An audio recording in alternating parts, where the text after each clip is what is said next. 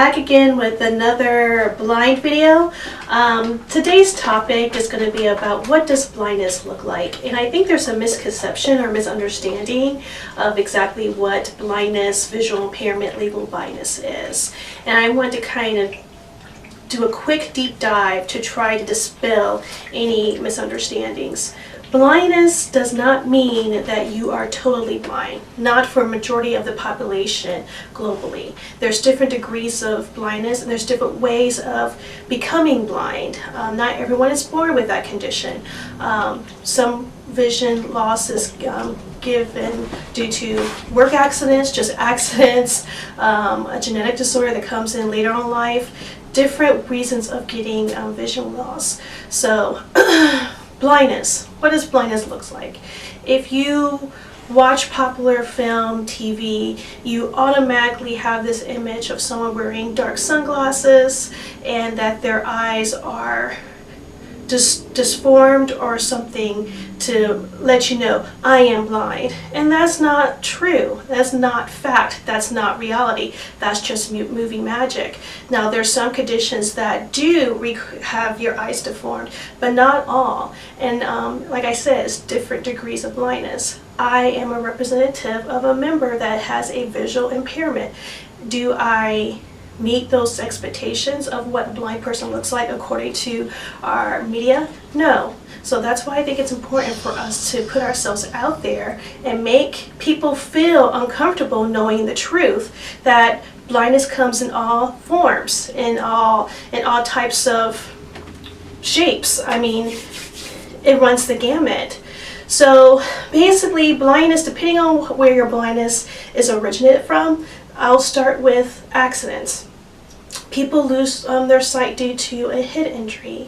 That head injury can cause swelling in the brain, and that swelling in the brain can constrict the optic nerve.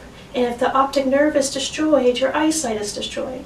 With that particular type of trauma, not only will you maybe see head trauma evident due to the accident, depending on what type of accident it is, but depending on the swelling and how long it took for it to be released, your eyeballs can be protruding from your eye sockets, which is one big way. Sometimes it may result in the losing of an eye, where the eye has to be removed and therefore a prosthetic eye has to be put in its place. And some people may have the choice. Just because you lose an eye or eye has been removed, you don't have to get a prosthetic eye if you don't want to. Some people, majority do. But from accidents, work accidents, car accidents, any type of accident that's due to a head injury, if it affects the optical nerve and it pressures it for a long period of time, it can cause blindness.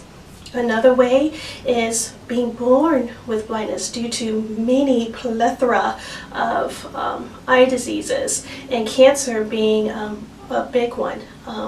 You can get a cancer of the brain, cancer of your eyes, any type of cancer that affects the integrity of your eyesight can cause your eyes to go blind. And usually with cancer of the ocular region, they do remove the eyes. And if that's done, again, prosthetics. But other childhood, or if someone's born with blindness, is due to so many different diseases that can cause that. And if you're interested to know what type of diseases, because there's so many, definitely Google it and I'll just pull up a whole list for you. Another is genetic. You get it through your DNA, and sometimes it doesn't manifest until you're a lot older, such as RP, retinitis pigmentosa, or age-related macular degeneration. It's something in your genetic makeup, but it doesn't manifest until certain things come into play. Age, diet, all kinds of things can kind of trigger it to have you start losing vision.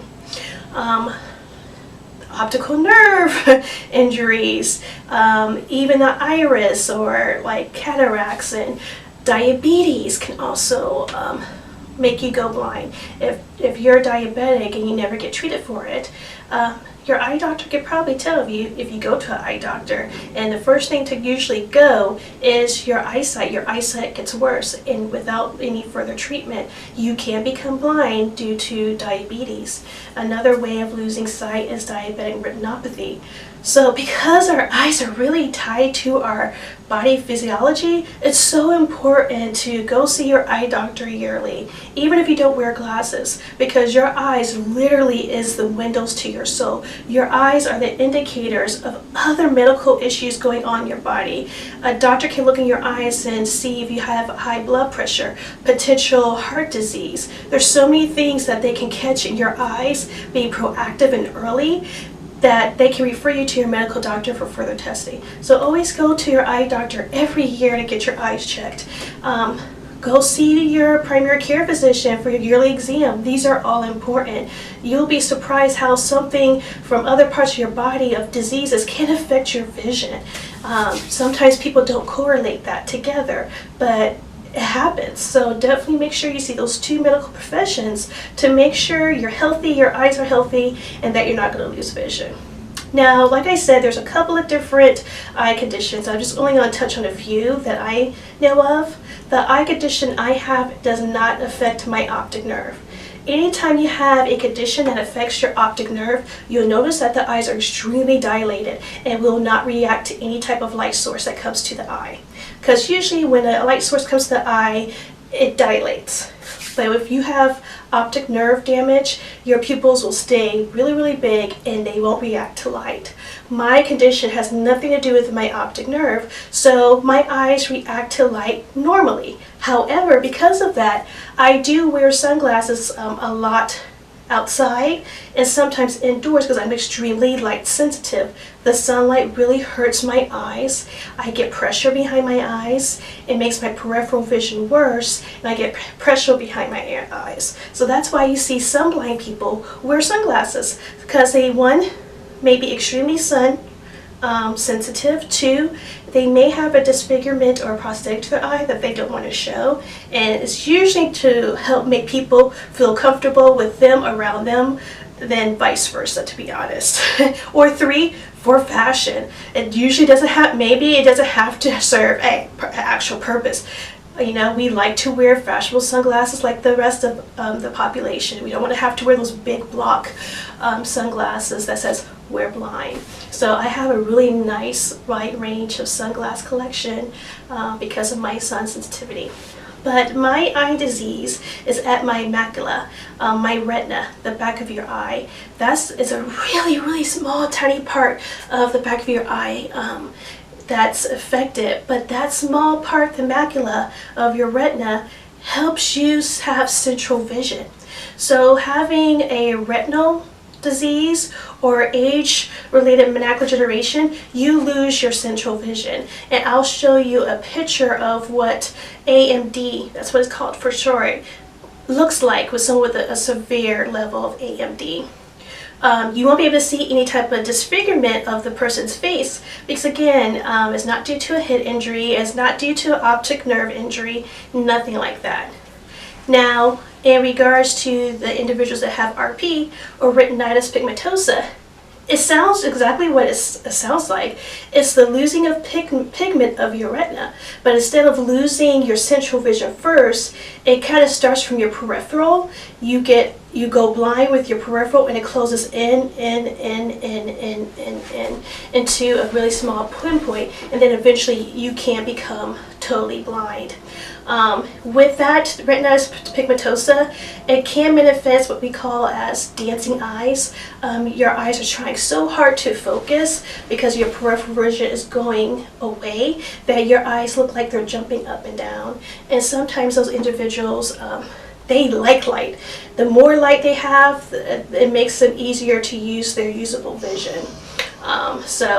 But they have a really bad night vision. So again, they like light, they need light. So it's kind of like an opposite scope for me, where my central vision is gone and is going outwards through my peripheral. Retinitis pigmentosa starts from the out and going in.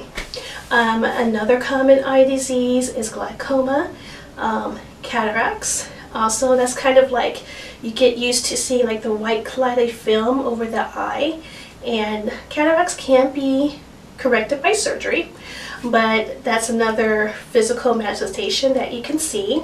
There's diabetic retinopathy. Again, diabetes, that's irreversible if you don't treat your diabetes in time. That's an eye disease that will cause you to lose vision.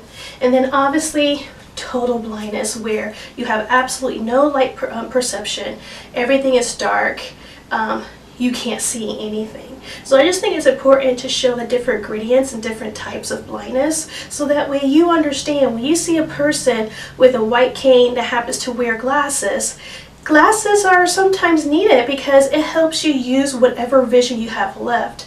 You want to make sure that, like for me, I have some peripheral vision, extremely blurry, extremely distorted, but you know, whatever vision you have, try to train yourself to maximize that vision that you have left before it leaves you, if you have a degenerative disease.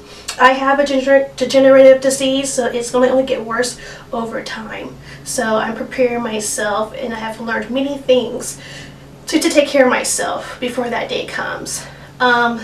So yeah, I hope you guys understand. I hope I dispelled any like misunderstandings or misconceptions. So like I said, next time you see someone with a white cane and glasses, don't make an assumption.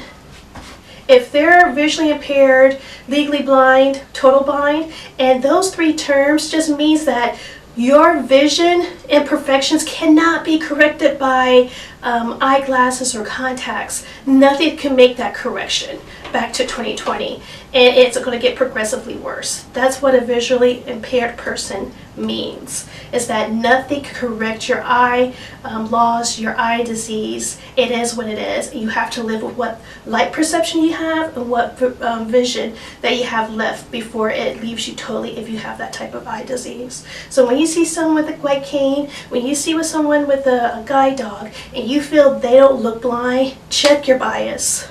Check yourself. You don't know their story, you don't know their journey, you do not know their diagnosis, and you're not their physician.